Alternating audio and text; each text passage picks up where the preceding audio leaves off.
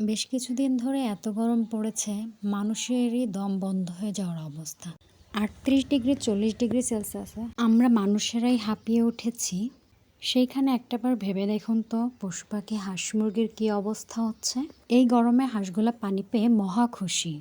এদিকে আমি পানির মধ্যে পা ভিজিয়ে রেখে অন্যদিকে হাঁসগুলাকে পাহারা দিচ্ছিলাম এই কারণে বললাম, আমাদের এইখানে হাঁসগুলোকে ছাড়লেই শিয়ালগুলো এমনভাবে হুকি মেরে থাকে যেন চোখের আড়াল হলে ওদেরকে বাঁচানো মুশকিল হয়ে যায়। এই জন্যই আমি পাহারা দিচ্ছিলাম। আর ওরা মনের আনন্দে গোসল করছিল। প্রায় আধা ঘন্টা ধরে ওদেরকে গোসল করালাম। তারপর আমাদের বাসার ভিতর যেহেতু খুব বেশি গাছপালা নেই, প্রচুর রোদ্দুর, সেহেতু আমরা ওদেরকে পুকুর পাড়েই বেশি রাখতে অভ্যস্ত। যে কারণে আমাদের 2টা হাঁস শিয়ালে নিয়ে গিয়েছে। আর এদিকে আমি গুছিয়ে রেডি হয়ে গেলাম একটু শপিং করার জন্য।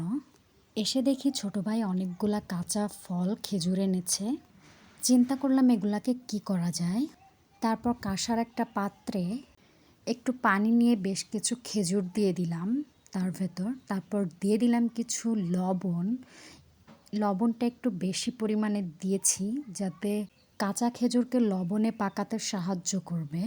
সেজন্য লবণটাকে একটু বেশি করে দেওয়া। তারপর একটু নেড়েচেড়ে দিলাম। এভাবে বেশ কিছুক্ষণ নাড়াচাড়া করে লবণটাকে গলিয়ে দিলাম।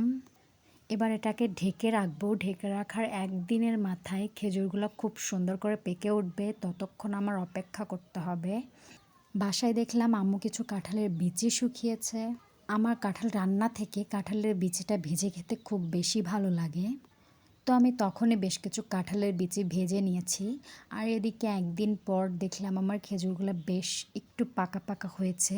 তো আমি আরেকটু রেস্ট রাখবো খেজুরগুলোকে। দেন আমি বিকালবেলায় যখন ঢাকনাটা সরিয়ে খেজুরটাকে দেখছিলাম, তখনকার লুক এটা কত সুন্দর করে পেকে গিয়েছে। দেন এবার খাবো।